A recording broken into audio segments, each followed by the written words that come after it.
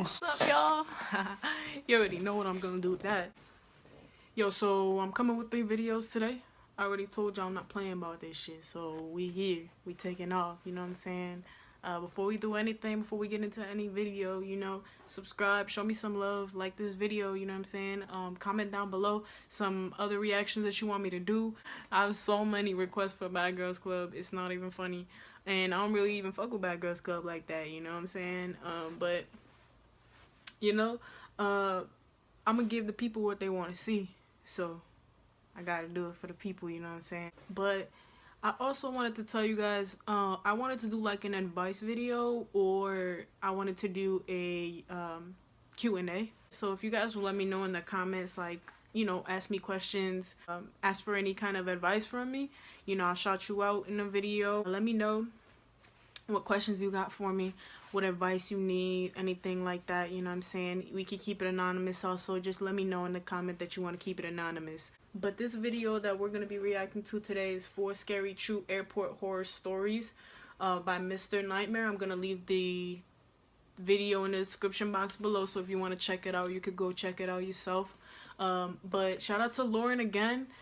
She was the one that recommended this video. I appreciate the love. We're going to get right into the video.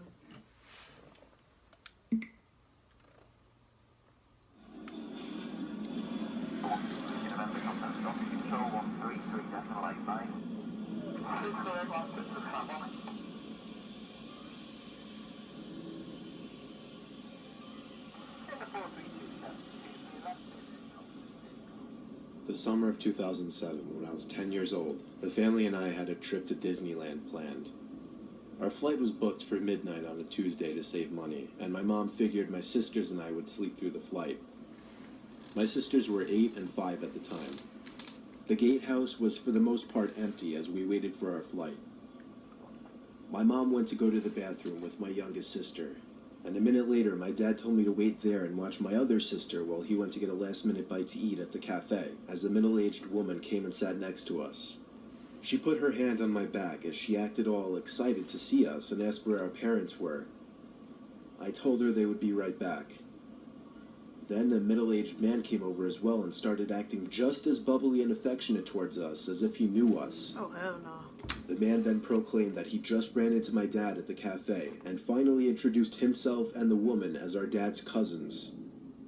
My sister and I looked at each other and we both said hello really shyly. The man reached out his hand for my sister to grab, while the woman reached out her hand for me to grab. They told us to follow them because they wanted us to meet their kids. My sister and I naively got up, took their hands, and followed them. Well, the two started leading us out of the gatehouse, past the cafe, down the stairs, and towards the lobby of the airport. When I realized they were leading us to the entrance of the airport, towards the parking lot, I finally asked, "Where are we going?" The woman looked at me through her thick-framed glasses, and with her cheeky smile, said their kids were outside by the car. As we walked outside into the dark parking lot, I looked at my sister and became really uncomfortable. I broke my hand free from the woman and said we wanted to go back inside, while also taking my sister's hand from the man's. I noticed the two looked at each other, their cheeky smiles both gone. The man turned quickly to us and then aggressively wrapped his arms around me as the woman did the same to my sister. They started to literally carry us closer to the parking lot as me and my sister screamed. We heard yelling in the distance from 2 men who turned out to be airport security.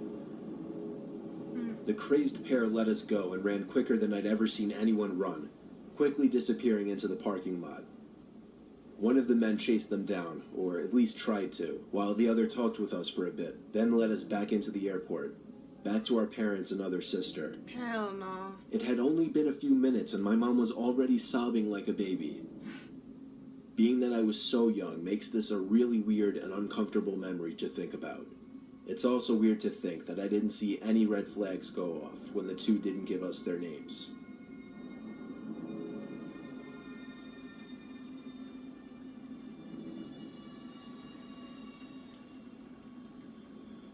It was minutes before boarding my flight to North Carolina for a job interview the next day. It was on a stormy February night. Everyone was bundled up and keeping to themselves. I was sitting in the terminal room waiting for my flight to be called. It wasn't going to be a very busy flight because there weren't many people in the waiting area. Someone sat down 2 seats away from me, which wasn't too weird itself, but also was a bit annoying considering most of the seats were open.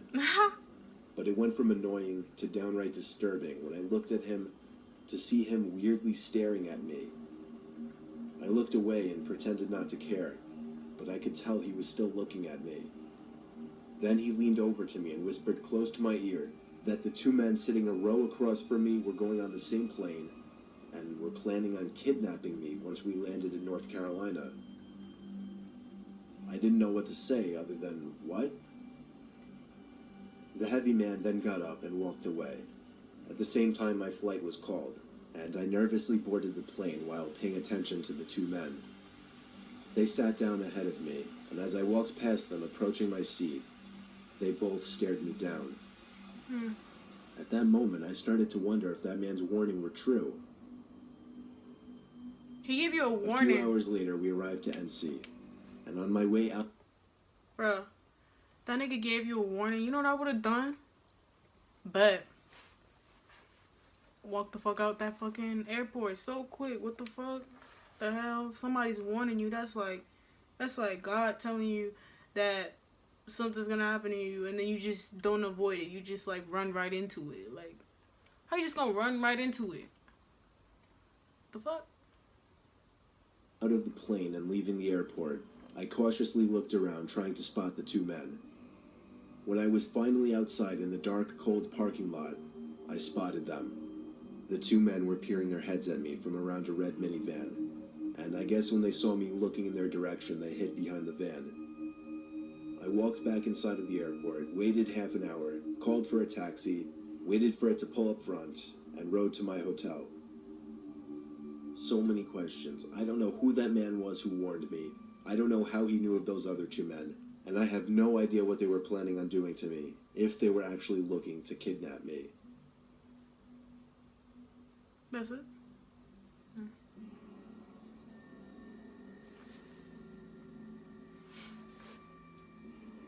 So this happened a few months ago.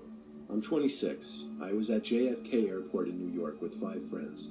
What? All of us were about to fly down to Florida to spend the week in a beach house. We had a few more minutes to kill in the airport before we would board our flight, and I really had to go to the bathroom all of a sudden. I was baffled to see a line out the door for the bathroom. I noticed a janitor walking by, so I asked her if there was another bathroom nearby that wouldn't be so crowded. She laughed and told me she shouldn't really be telling people there was another bathroom past the door she was pointing at, down a narrow flight of stairs and to the left. I thanked her because she was extremely nice and followed the direction she gave me. Sure enough, behind that door that no one would think to open was a small stairway that led down to a really poorly lit, skinny hallway. It was so narrow that if 2 people were to pass by each other, one person would have to stand against the wall to make room. I found the bathroom right away. The door was extremely heavy and hard to push. Also, the lights were on inside of the bathroom, and it was filthy in there. It was evident that nobody ever really came in there to clean. Now, this is a little embarrassing to mention, but when I go to the bathroom in public places, I always try to make sure nobody else is around to possibly hear me going. So after checking the stall to see that it was unoccupied, I went back into the hallway for a second to take a look down both directions. To the left, there was somebody standing at the end of the hall, in a dark, unlit section of the hallway. It was a disturbing sight to say the least. All I could do was awkwardly pull my head back into the bathroom and try to pretend we didn't see each other. I went into the stall and just stood there biting my fingers for a minute, dreading the thought of that door opening. And of course, it did. I saw the man's black shoes under the stall door as he walked to the stall next to mine. He shut the door, and then there was silence. No sound of the man unzipping his fly or sitting down, nothing. Fuck no. I realized I didn't really have to go anymore, and went to unlock the stall door. That's when I looked up and saw the man's head peering over the stall, looking at me. Fuck no. I nearly had a heart attack as my screams bounced off the walls of the tiny bathroom. I ran back up those damn steps and out that door, and then casually walked back over to my friends. I was breathing heavily, but nobody seemed to notice. I didn't tell anyone just because it was embarrassing, and I didn't want my friends to make fun of me in any way. I know, I guess that seems stupid now. What the fuck? We went on to have our Florida vacation and all had a good time. Of course, the thought of that creepy man haunted me every night that week.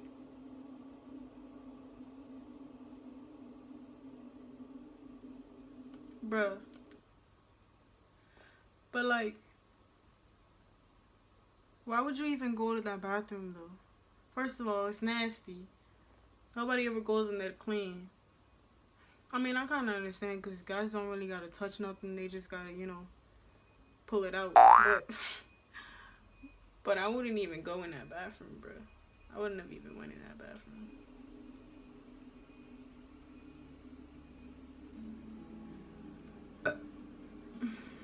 My wife recently took a trip to California with a few of her girlfriends. I was her ride to the airport, and I was therefore her ride back from the airport as well. I waited around in the lobby for a while.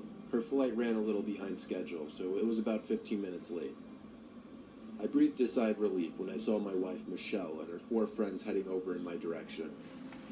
Michelle waved happily and ran over to give me a big hug and kiss. I said hello to all of her friends as well.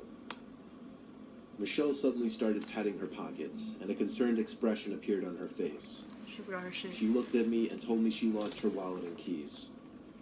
So Michelle and I, along with one of her friends who was kind enough to help out, all went back up to the terminal and looked everywhere. We asked one of the airport workers to have the plane checked for a wallet and keys. Long story short, we spent a great deal of time looking around the airport to find nothing. She insisted she had both the wallet and keys after she left the plane, though.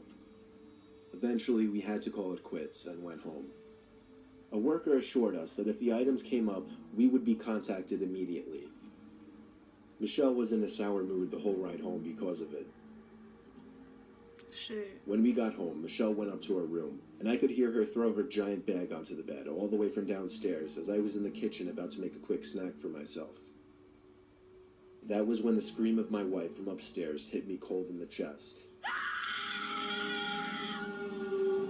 I ran to our room to see her pointing at the bathroom door. I looked at it and then the 2 closet doors across the room. They'd both been opened, and all of our personal belongings had been thrown all over the floor. Boxes opened with papers that were once in them scattered all over the floor. Why would you scream though? She stuttered out the words, "There's someone in the bathroom," to me. Oh shit. I felt like my heart stopped in response to those words, but I had to be the man of the house and step up. I tried the doorknob to the bathroom, but of course it was locked. Hell no, bro. Michelle left the room in a hurry, which I later found out she did to call the cops downstairs. I started ramming at the weak old door with my shoulder, and after 5 solid hits, I busted the door down. Only the bathroom was empty, and the window was jammed completely open, wide enough for someone to squeeze through. Damn. I comforted Michelle until the cops arrived, and listening to her description to the cops was bone-chilling. She had just thrown her bag onto the bed, not even having noticed the closets yet, and out of nowhere felt something brush up past her. When she turned, she saw a massively tall man walking to the bathroom, staring at her the whole time with wide eyes and a blank expression. She was only able to get a scream out after the man locked himself into the bathroom. It's safe to say he found my wife's keys and wallet and saw an easy opportunity to break into a house. We had our locks changed the next day and never saw the man again. Damn, that's crazy.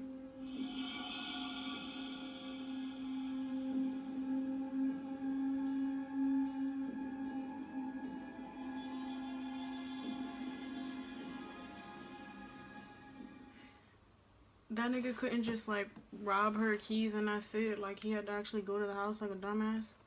Knowing that they're coming out of the airport, they're probably gonna go home. Like, why would you go right away? You dumb, bro. That was really the video, you know what I'm saying? I'm kind of scared now. I mean, I love the airport. I love going to the airport. Like, I love airplanes and shit like that. So, but I know now, you know, not to go into hallways that are thin and you know, that have staircases that are thin. You know what I'm saying? I know not to go nowhere that's not public, where there's people. You know what I'm saying? Let me know what you think about the video. Definitely hit that subscribe button and that like button. You know what I'm saying? If you like this video, if you thought it was interesting, if you watched it to the end with me, like this video, you know what I'm saying? Let me know that you watched it with me. I'm gonna leave the link in the description box below, so if you don't want to watch it with me or whatever, you could go ahead and watch it. But I'll see you guys next time. You already know what it is. This is all I ever wanted, nigga. Why would I let you take it from me, nigga?